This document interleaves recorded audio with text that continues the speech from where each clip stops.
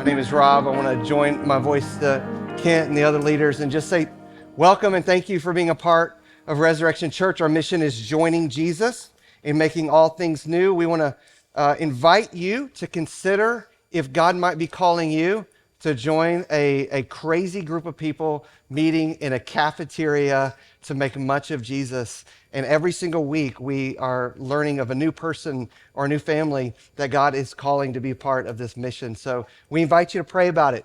If he's not calling you here, he's calling you somewhere else. If we're not your cup of tea, that's okay. There's some other church for you. But we would love for you to consider being a part of our mission. We've been in a series called The Mission Begins, all about the Gospel of Luke. As we're starting, we're trying to learn and mold our ministry and our life around Jesus. And so we're in the third book in the New Testament. If you're new to the Bible, it's the Gospel of Luke, Matthew, Mark, Luke. You can turn there if you have your Bible, if you have your device. And we're in chapter 8, and we're going to be looking at verses 22 through 56, basically the rest of chapter 8 together. And I want to talk today about leaving patronizing nonsense. I'm not trying to be clever with that title. I'm not trying to be overly provocative or offensive or something like that.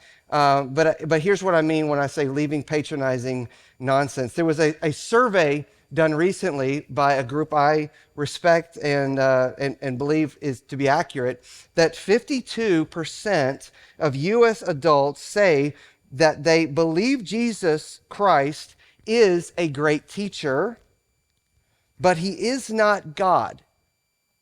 If you're brand new to Christianity, we believe both. We believe he's a great teacher and we believe that he's God. But there's this dichotomy today and increasing. That means more than half of the U.S. adult population, many of whom in this survey, a third identified as being evangelical. That means that they go to a church of some sort. They would probably say, I am a Christian. But if asked directly and in a safe place, when they were honest, they said, I believe he's a great teacher, but I'm not so sure that he's God. If that's true, that would be true of our city and our area and the surrounding communities. And I do think that that is true. That idea that he's a good teacher but not necessarily God is not a new idea, even though it's a growing idea in our day. It was actually something that C.S. Lewis talked about in 1952. Almost 100 years ago in Mere Christianity, C.S. Lewis said this. He says, I'm trying here to prevent anyone saying the really foolish thing that people often say about him being Jesus. I'm ready to accept Jesus as a great moral teacher, but I don't accept his claim to be God. That is the one thing we must not say. A man who was merely a man and said the sort of things that Jesus said would not be a great moral teacher. He would either be a lunatic on the level with the man who says he's a poached egg, or else he would be the devil of hell. You must make your choice. Either this man was and is the Son of God, or else a madman or something worse. You can shut him up for a fool, you can spit at him and kill him as a demon, or you can fall at his feet and call him Lord and God. But let us not come with any patronizing nonsense about his being a great human teacher. He has not left that open to us. He did not intend to. What C.S. Lewis said almost 100 years ago is that the sentiment of this day, the growing idea that we can separate Jesus' moral teachings from his claim to be God, must be called out as condescending. That's what patronizing means. Childish, actually foolish, actually intellectually dishonest to the witness of Scripture, of his own words, and of what believers believe about Jesus. It's the wrong frame of Jesus We live by frames is what we do, is what we get a picture in our mind and we put borders around that picture. And what C.S. Lewis is saying is you've got to expand the frame. You've got to throw the frame out if it brings us to Jesus in this condescending way as a mere human teacher. The common frame that we see Jesus these days is that he is fragile. He is delicate. He is tempered. He is safe. He is predictable. He is this nice, packaged, human, moral teacher whose main goal in his teaching is just to teach us to play nice. Just get along with each other.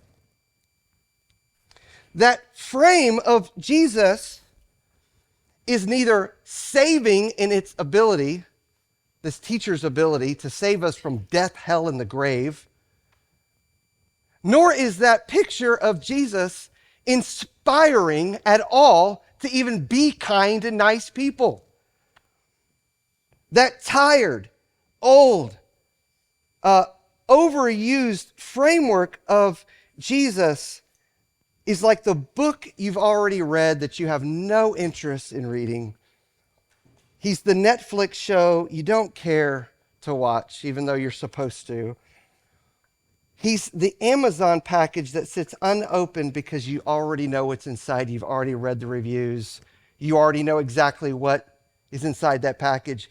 And you'll get to it when you get to it. And you'll get to Jesus when you get to Jesus. And when you need something, you'll pop open the box and reach for what you already know is in there. That frame is boring. That frame is tired. That frame is dull. And that frame is not biblical. If you were to parachute drop into Luke chapter 8, you would get a picture of Jesus that is very different. He is untamed. He is unleashed. He is unpredictable. He is the terrifying, at times, terrifying Lion of the tribe of Judah and the Lord of all creation. And people don't know what to do with him in Luke chapter 8.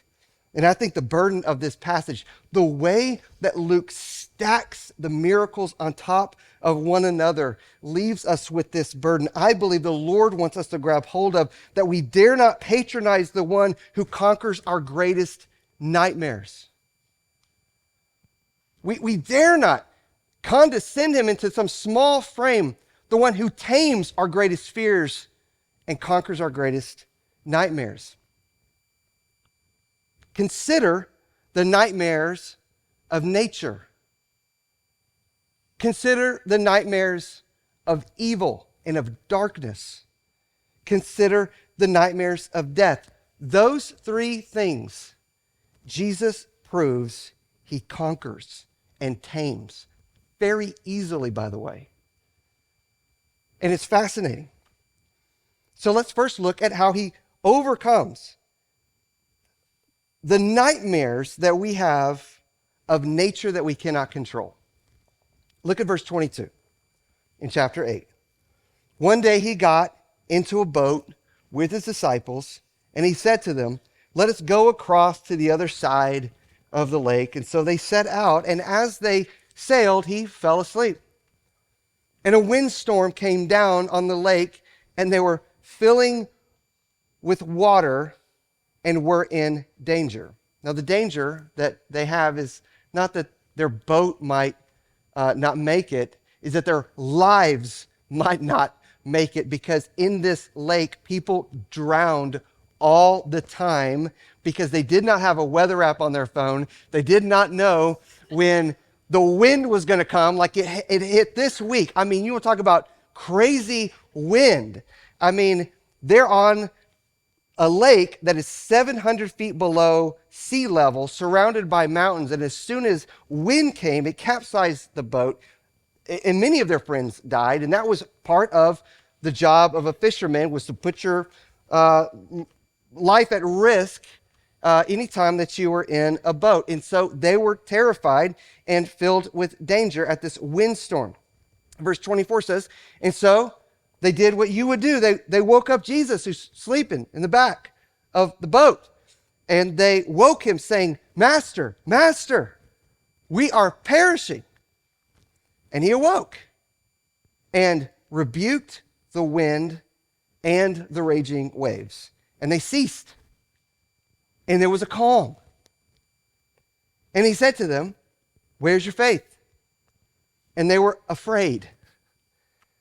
And they marveled, saying to one another, who then is this that he commands even the winds and the water, and they obey him? He speaks to them as if they know him.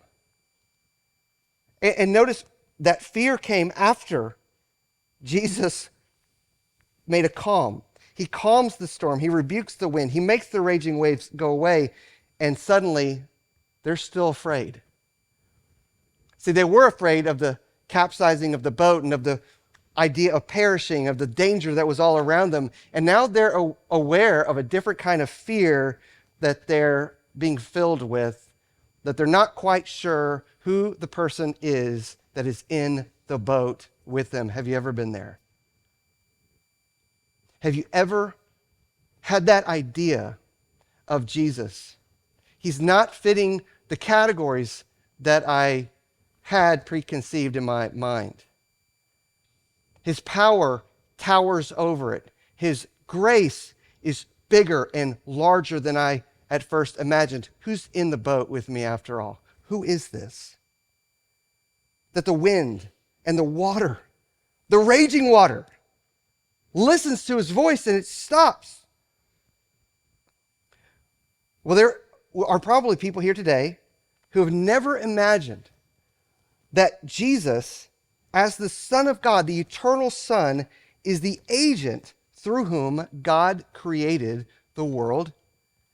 And because he's the agent through whom God created the world, they all listen to him. We just read, or Kent read earlier, Revelation 1, the witness of this incredible Son of God whose voice was like the roar of many waters. There are no raging waters out there that rage louder or that roar louder than his voice. And in his right hand are held 7 stars. That means he is the master and creator of all of the universe. And when he speaks, it's like a two-edged sword. It slices through whatever he wants to speak to. And that's why the wind hear and the waves obey, because that's how powerful his words are. And his face is like sun shining in full strength where you can't even quite look at it. This is our God. And in Psalm 33, it says that the Lord merely spoke and the heavens were created. He breathed the word and all the stars were born. So I don't want to go all systematic theology on you, but there are many people here today who have never really heard or understood that Jesus is there in creation. Yes, at one point in time, he became the incarnated God-man, but he has always existed in his eternality as the eternal Son. And when creation came about, it came out of nothing. Ex nihilo is the word there. It's where Jesus just creates out of nothing. We make things, but we create things out of stuff. He creates things out of nothing. He just speaks, and the heavens were created. He breathes the word, Psalm 33 says, and all the stars were born. The stars that are in existence right now came about through the agency of Jesus Christ, who spoke, and they were created. This is what the Bible says. Hebrews 1. He made the universe. John 1. Through him all things were made. And just so we're super clear on what John means by that, without him nothing was made that has been made. There is simply nothing physical in this world that was not breathed into existence through the eternal Son. Colossians 1. For by him were all things created that are in heaven and that are in the earth, visible to our eyes and invisible, the things you have to see under a microscope. whether they be thrones or dominions, or, here's the spiritual reality, principalities or powers. All things were created by him and for him. I took Greek one time, and that word all things means all things. It means all things. All means all, and that's all means. He made everything. He created the whole world. And this is Jesus who is in the boat. So it's appropriate that they come to this place where they're looking around at each other, and there's a different kind of fear now. He's asked them the question, where is your faith? And he asks you that question today too. Where is your faith?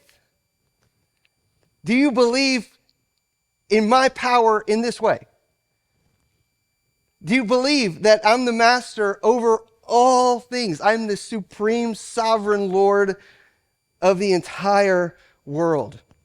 And if you believe that, it would be appropriate that we at times would look around and say, who then is this? Who is this? Who is this? That the wind and the waves obey him. All nature must bow to the Son of God. All nature. And so we should be aware that there is somebody in the boat that is more powerful than everything around the boat. He calms our fears of nature. Look how he overcomes our nightmares and our fears of evil. Look at verse 26. Then they sailed to the country of the Gerasenes, which is opposite Galilee. When Jesus had stepped out on land, there met him a man from the city who had demons. Now, if you've never read this passage before, you're in for a treat.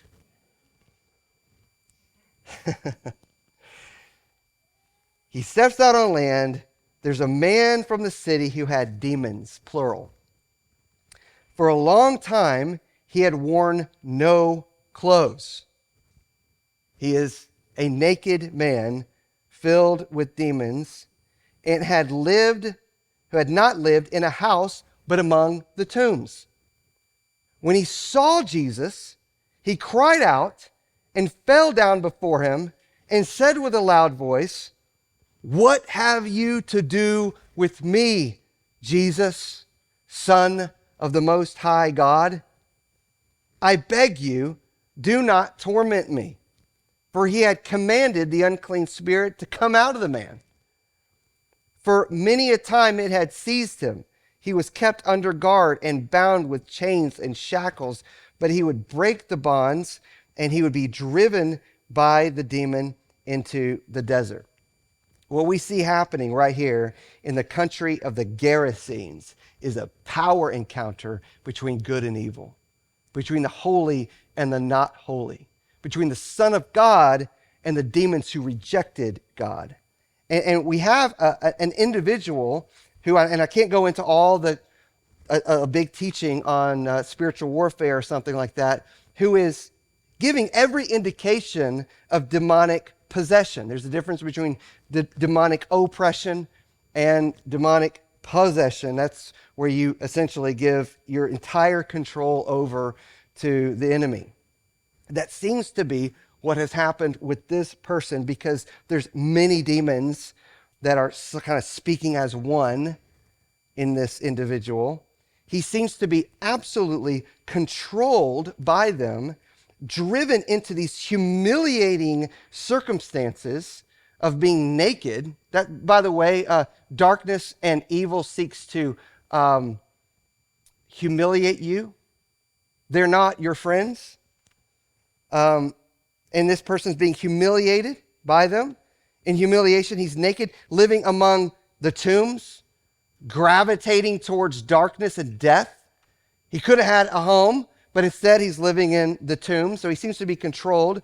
There seems to be some kind of supernatural power that's at work in his life, because the townspeople would put shackles and chains. That means like a shackle around his feet and chains around his wrists. And he has some kind of power, a dark power, a supernatural power, to break it But he wouldn't do anything with that power except go off into the desert, into more isolation and humiliation. So this power did everything but move him towards God. It moved him away into more and more and more darkness. And we also see that there's this power encounter because the demon and demons recognize Jesus for who he is and his authority to bring judgment on evil instantaneously. They don't have to think about it. They recognize him immediately. When he saw Jesus, when he saw him, he cried out and fell down before him and said with a loud voice, "What have you to do with me, Jesus, Son of the Most High God?"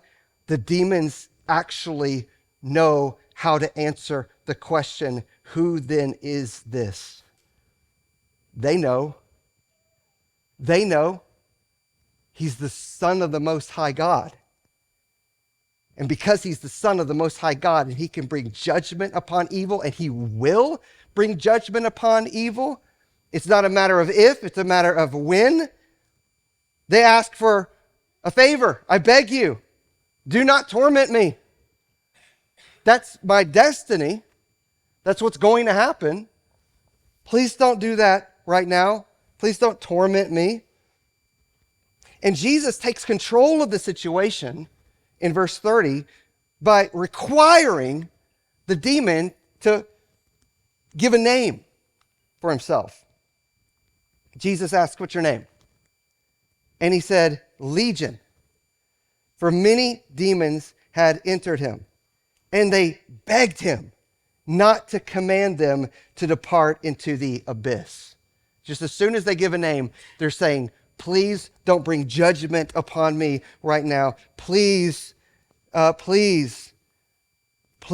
command me to depart into the abyss." Now, legion is connected to the word many because legion is like a military word that means 6,000 soldiers. It doesn't mean necessarily that this guy was filled with 6,000 demons, but he was filled with many, many demons, and they had complete control over him. And it gives us a little bit of a window into how we should think about demons. We should not put them in the same place as angelic beings that we've already seen in Luke, like Gabriel, who have never abandoned their place with God and are creatures that are worthy of our attention. They have abandoned their power. They have abandoned their place. They have run away from God, and they have abilities, but they are extremely limited. They're self-absorbed creatures.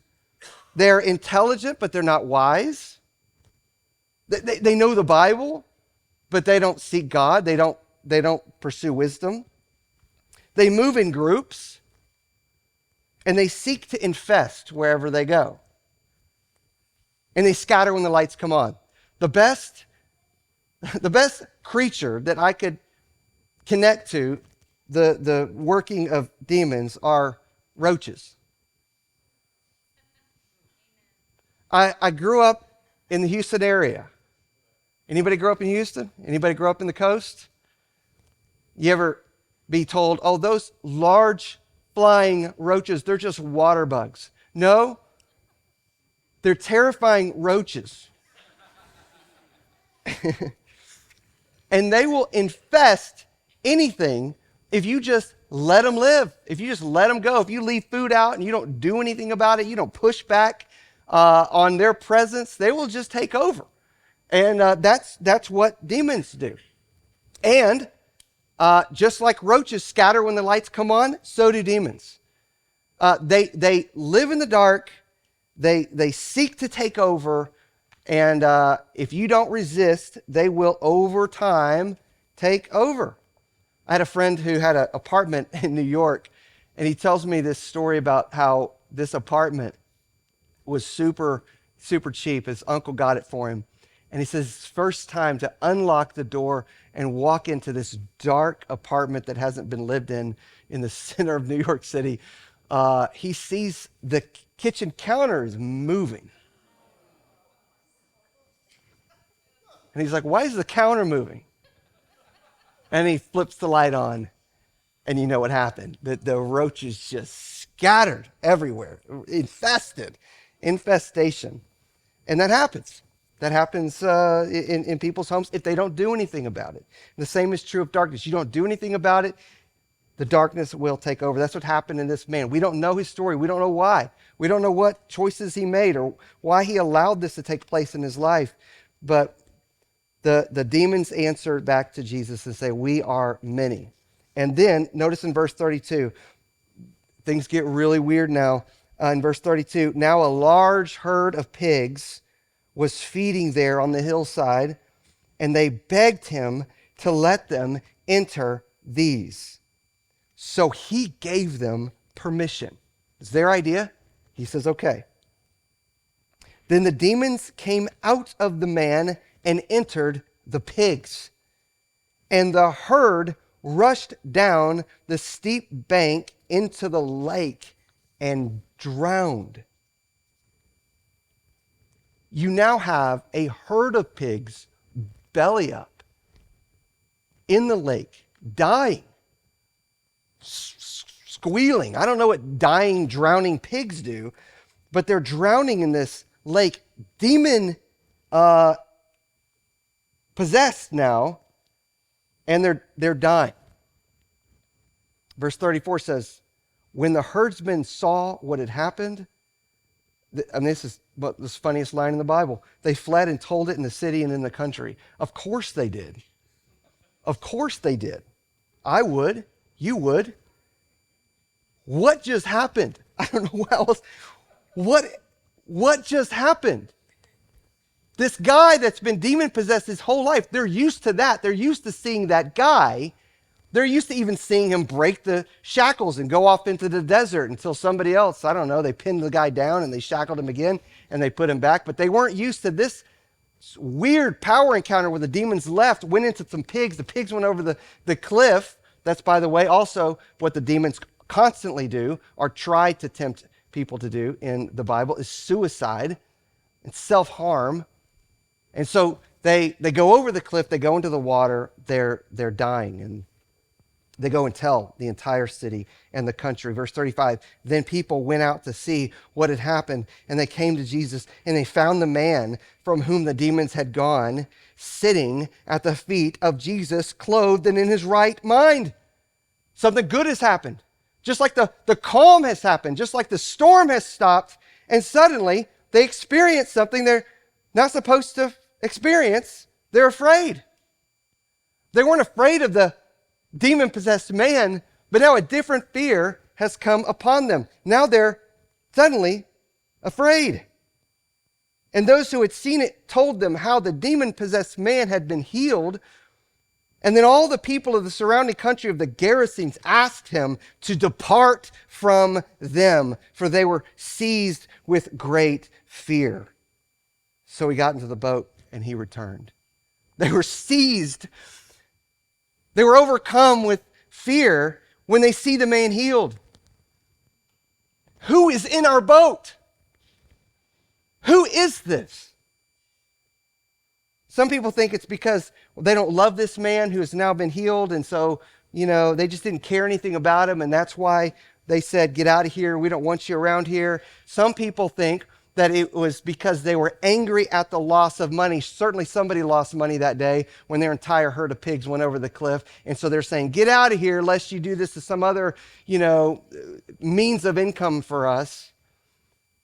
But what really is this, and what most people land on, is that these people, like you and like me, are absolutely freaked out.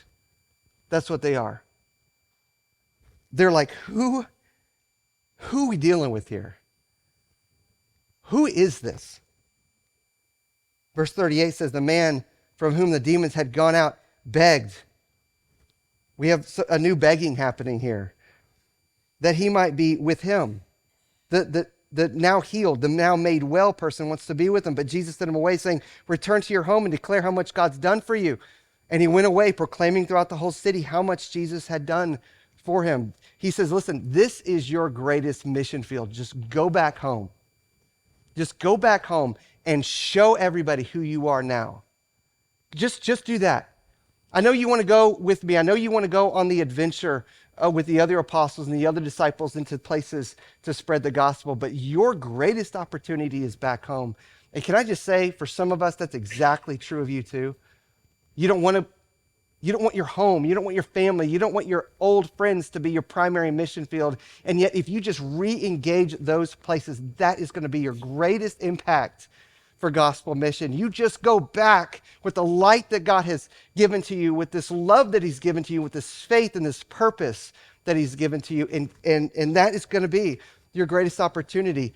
Jesus doesn't say yes to the guy. He says, go back home, go back to the city. And that is going to advance the kingdom bigger and better than anything else that I could have you do. Lastly, and maybe most importantly, Jesus has power over our nightmares of death. Now, when Jesus returned, verse 40, the crowd welcomed him, for they were all waiting for him. And there came a man named Jairus, who was a ruler of the synagogue. And falling at Jesus' feet, he implored him to come to his house, for he had an only daughter, about 12 years of age, and she was dying. Luke sets up the scene for us. This is a desperate situation. Jairus is living a nightmare that some of you have actually lived. It's desperate. An only daughter, 12 years old, on the brink of death. I mean, you wouldn't wish that on your worst enemy. But for Jairus, the nightmare is going to get worse because of an interruption. As Jesus is going to potentially, we don't know this yet, but potentially heal Jairus' daughter, the people pressed around him, and there was a woman who had a discharge of blood for 12 years, and though she had spent all her living on physicians, she could not be healed by anyone. And she came up behind him and touched the fringe of his garment, and immediately her discharge of blood ceased. So we were just introduced to Jairus and his daughter in that situation. That's desperate. And then we're quickly given another desperate situation where this woman who had money, who had means, has spent all of it. She's broke, and she is absolutely hopeless. She has tried everything that there is. She's tried all the medications. She's gone and seen all the doctors, and she does not have hope. She does not have any way out of this discharge of blood, which, listen, is both a humiliating thing to communicate to people, if that's your medical condition. It's embarrassing to talk about. And spiritually, it made her ceremonially unclean. She was an unclean person all the time. For 12 years, she was unclean. She could not go to the temple to worship. She could not be touched because she would make somebody else unclean. She could not touch somebody else because she would transfer her uncleanness to that person. She's absolutely isolated in total desperation and hopelessness and being this embarrassed, unclean person. But she's heard that Jesus is a healer. And so she resolves, if I can just go and touch his garment, touch the fringe of his garment, if I can just reach out and just touch him, I can be healed. She can't ask for anybody to help her do that because they would never allow this to happen. They would never let her, who's unclean, get close to the rabbi or anybody else. So she has to take matters in her own hands, and she finds a way to get through the crowd. It's not down at the feet. She just finds a way to reach out through the crowd and touch the closest thing that she can get to, which is the fringe of his garments, which is the tassel part of the sash that he's wearing on his back. So he doesn't see her. She reaches out, she touches the threads, the tiny little threads. And power comes out of Jesus to her, and she's healed. And Jesus stops everything in verse 45 and says, "Who was it that touched me?" When all denied it, we're in trouble. It was everybody's we're in trouble. We're denying it. Nobody touched. Peter said, "Master, the crowd surrounds you. They're pressing in on you." Well, I mean, what are you talking about? Everybody's touching you. Jesus said, "Someone touched me." for I perceive that power has gone out from me. He stops everything. He's like, we're not going forward until this person comes out. And when the woman saw that she was not hidden, she came trembling and falling down before him, declared in the presence of all the people why she had touched him. She just tells her story. She's weeping. She's emotional. She's embarrassed. She's humiliated. Is Jesus going to take the healing away now? Is this done now? But I've got to come forward. And he said to her, daughter, your faith has made you well. Go in peace. It's so important that we see that for 12 years she was isolated and she was unclean and she was hidden away. But Jesus says no more. It's important in this moment in front of everybody for him to have her come out of that hidden place and be reinstituted among the people of God, to come out of that hidden place where you're not going to be there anymore. Now you're going to step out of that and you are going to be declared healed and clean and made well in front of everybody. So he doesn't just take away the physical illness that she has had. He takes away the ostracization, the isolation that she's been experiencing her entire life, or at least for the last 12 years. And it was her tassel-sized faith. It was just the reaching out and touching that fringe that brought this power into her life. And then Jesus calls her daughter. Now that's really important because this is going to be connected to Jairus and his daughter. Her 12-year nightmare ends with the word daughter. At the same moment, another 12-year-old daughter's nightmare begins. While he was still speaking, someone from the ruler's house came and said, this is the worst news possible. Your daughter's dead. She's dead. Do not trouble the teacher anymore. But Jesus, on hearing this, answered him, do not fear, only believe, and she will be well. And when he came to the house, he allowed no one to enter in with him except Peter and John and James and the father and mother of the child. And all were weeping and mourning for her. But he said, do not weep, for she is not dead, but sleeping. And they laughed at him, knowing that she was dead. But taking her by the hand, this has got to be, to me, one of my most favorite resurrection stories because of how gentle it is and how simple it is. But taking her by the hand, he called, saying, child, arise. And her spirit returned, and she got up at once. That doesn't mean just she sat up. She got up. She started walking around. She may have been skipping around. And he directed that something should be given to her to eat. Because, of course, resurrection burns a lot of calories.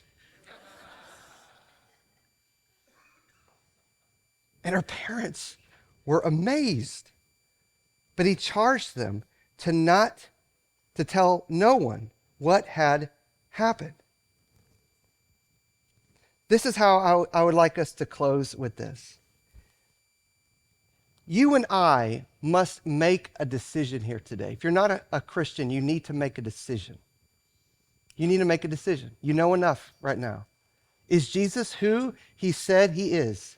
Is he the eternal one who laid his life down on the cross to put you in a right relationship with God forever, to pardon you of every past mistake and sin that you've ever made, and to gift you with his perfect life of righteousness, forever being your mediator between you and a God of love, a Father who made you and designed you and loved you? You must decide if you will align yourself with him by faith alone or go your own way.